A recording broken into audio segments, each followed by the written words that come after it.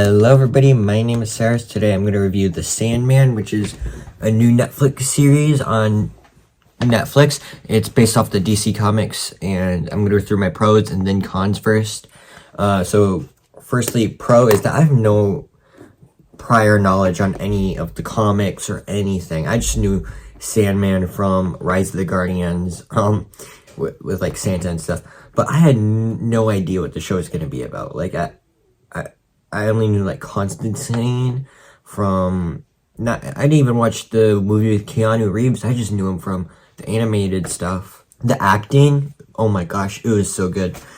It's not like amazing Emmy worth, but it was still really good. Feels like you can connect to some of these characters. Jenna Coleman and Patton Oswalt were as amazing as their characters. Jenna Coleman was Joanna Constantine. She was also in Doctor Who, so I kind of have a soft spot in my heart because she was my favorite companion. And she was a good actress as Constantine. I hope she gets her own series like they're rumored to do, because she's amazing. And Patton Oswalt plays Matthew the Crow, or Raven. I don't know, I forgot already.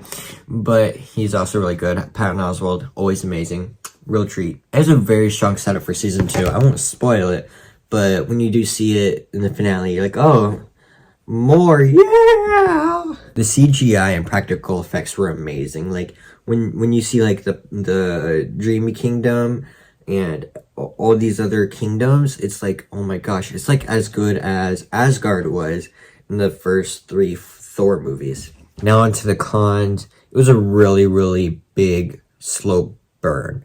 Like, the plot started in episode 6 or 7 because, like, the first few episodes were having to do with this first plot, and then the last half of the season had to do with the second. So it kind of felt like 2 movies in one season, or 2 seasons in one. It was really slow, really slow. And sometimes it feels like the show expects you to know what some of the characters are. Like in episode 6, I think, they introduced Death, and I didn't even know who she was for half the episode. It's like, oh yeah, I'm Death. I was like, oh, okay, thanks. The villain isn't really clear, except there's multiple villains throughout the series, but there isn't one overarching, which I kind of like, because we don't need a giant villain in these movies and shows anymore.